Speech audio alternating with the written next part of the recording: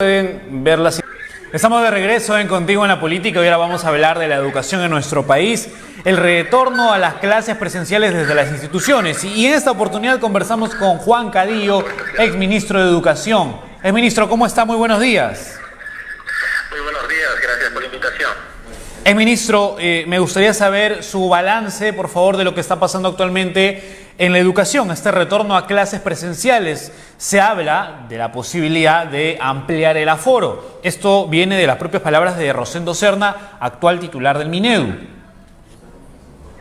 Bueno, en realidad ya es una medida urgente, pero claro, es clave el retorno al 100% en el entendido de también los especialistas aprueben, ¿no? Lo ideal es que los estudiantes tengan pues las clases y los horarios completos. Una de las grandes dificultades que estamos teniendo es que varios estudiantes en diversos lugares del país no reciben estas clases completas por los temas de aforo. Las aulas son demasiado pequeñas. El otro elemento también que es muy importante es la alimentación de los niños, ¿no? Con el caliguar, ¿no? que se entrega, no se prepara en los colegios, sino que se entrega mediante raciones a los padres de familia para que sean cocinados en casa. Es importante también y urgente tener en cuenta que por lo general los niños sienten necesidad de alimentarse, recuperar energías, y hemos tenido pues en los años anteriores mucha desnutrición, por lo cual es clave también ver este elemento. Ahora, este tema de la pandemia, de la COVID-19, limita un poco que, por ejemplo, los kioscos, los comedores dentro de las instituciones puedan operar con normalidad y esto represente mayor dificultad para los menores. ¿Cree usted en esa posibilidad? Sí, en efecto. Mira, la preparación de alimentos en las escuelas creo que también es un tema urgente, ¿no? Por lo general los niños a la hora de los recreos o al inicio de las clases reciben lo que era el desayuno escolar. Este servicio se ha suspendido y se ha reemplazado pues por alimentación mediante caliguarma que se distribuye o se reparte a los padres de familia. Es urgente pues pensar en la posibilidad de que fundamentalmente sean las escuelas las que empleen este programa, ¿no? Y no dejar necesariamente a los kioscos o en todo caso una supervisión adecuada de estos kioscos para que los niños obtengan un refrigerio adecuado. Ahora, estoy revisando un informe del Instituto Nacional de Salud, ministro Cadillo, y hay un balance del nivel de anemia que ha tenido un incremento en el 2021 a 28.7% a nivel nacional. ¿Cómo revisa usted esta situación? Mira, la situación económica durante estos 2 últimos años ha golpeado fuertemente pues a la sociedad, y esto se ve reflejado justamente en la alimentación de los niños. Los padres no reúnen la suficiente cantidad monetaria para poder ofrecer pues este tipo de alimentos. También a la vez siempre nuestro país ha tenido un desconocimiento de los alimentos que son más ricos justamente en vitaminas y proteínas, y por lo general existen demasiados alimentos chatarra que son consumidos, ¿no? Y que son justamente promocionados fuertemente por los medios de difusión, ¿no? En un sentido mucho más comercial, más que de seguridad alimentaria para estos niños. Ahora, entrando de nuevo a este punto, hay algunas brechas que me gustaría compartir con usted sobre este tema de educación. Primero, brechas digitales, tanto para la educación virtual o semipresencial. Y el otro es el tema de la infraestructura, ministro, que yo no sé si usted, me gustaría saber el balance que usted hizo cuando estaba en el Ministerio de Educación sobre el nivel de infraestructura al cual los estudiantes se ven perjudicados. Muchos de ellos no pueden regresar a las aulas porque no hay el equipamiento debido, los servicios higiénicos no funcionan, las aulas están en material noble, material precario. ¿Y cuál es el camino que puede tomar el Minedu? O sea, esto va más allá de regresar o no. Ellos no pueden regresar por esta situación que no depende de ellos, ¿no? Mira, desde hace cerca de 2 décadas tenemos un debilitamiento con respecto a lo que es la entrega de infraestructura, y esto se ha venido arrastrando aproximadamente en lo cuantificado.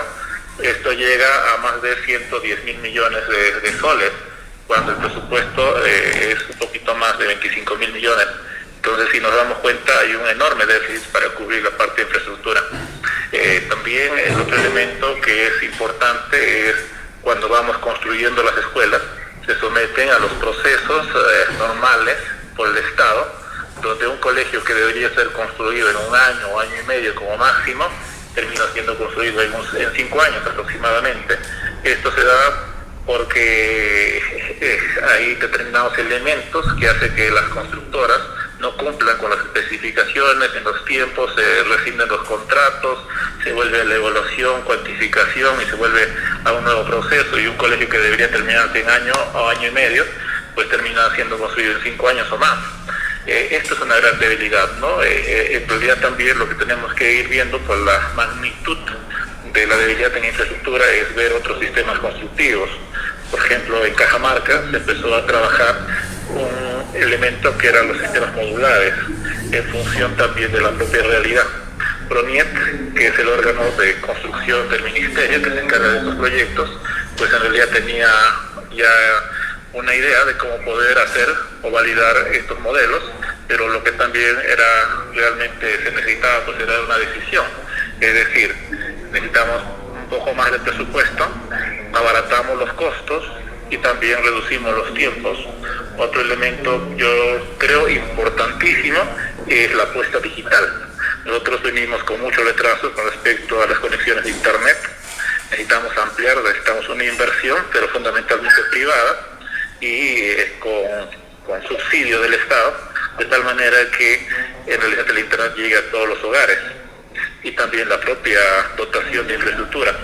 Pero esto implica también un cambio de la mentalidad, es decir, no es solo tener las telecomunicaciones, el Internet, las computadoras, las tablets o celulares bajo una visión consumista, sino también necesitamos desarrollar todo un tema de lo que es la producción digital, producción científica, investigación, producción tecnológica, de tal manera que nos haga en realidad usuarios efectivos de la tecnología.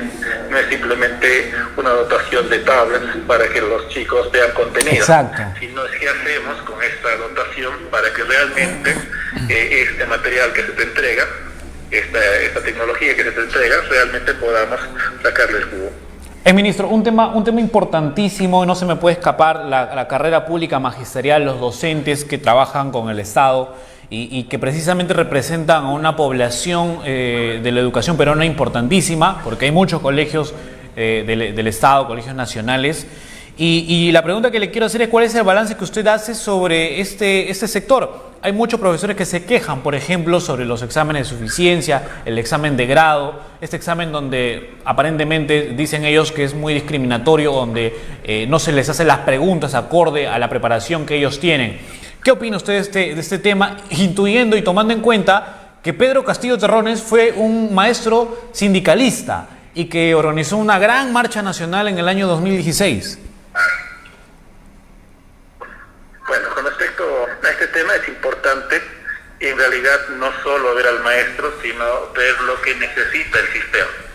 Y lo que necesita el sistema son profesores que sean efectivos dentro del aula. Y la efectividad se desarrolla en función del conocimiento que tienen los maestros, conocimiento de los fundamentos teóricos, pero no también de los conocimientos o de la pedagogía práctica que se tiene que desplegar dentro de las aulas. Creo yo que hasta ahora los exámenes desarrollados para que los maestros ingresen es una buena alternativa, pero también tenemos que crear otras alternativas, ya que las zonas por lo general más alejadas de nuestro país se llaman las zonas de difícil cobertura, pues no, por más que se concursa y las plazas están libres, los maestros no quieren nombrarse en esos espacios. Y esto se da fundamentalmente porque esos espacios son muy aislados. Lo que nosotros propusimos en ese momento era la posibilidad de que estos espacios, estas zonas, estos colegios alejados, pues tuvieran luz, agua, un espacio para el maestro, y también internet, de tal manera que hay un aliciente para que aquel maestro que necesita formarse, capacitarse, establecer redes con otros maestros pudiera estar. El otro elemento también es importante, la facilidad que se le tiene que dar en formación a los maestros, ¿no? Tenemos en primer lugar la formación inicial, donde tenemos un gran problema con los institutos, porque el 50% aproximadamente son contratados, y un profesor contratado de un instituto que forma, es el formador de formadores, pues resulta que recibe un sueldo que es inferior a la primera escala donde los maestros de educación básica ingresan. Y es por eso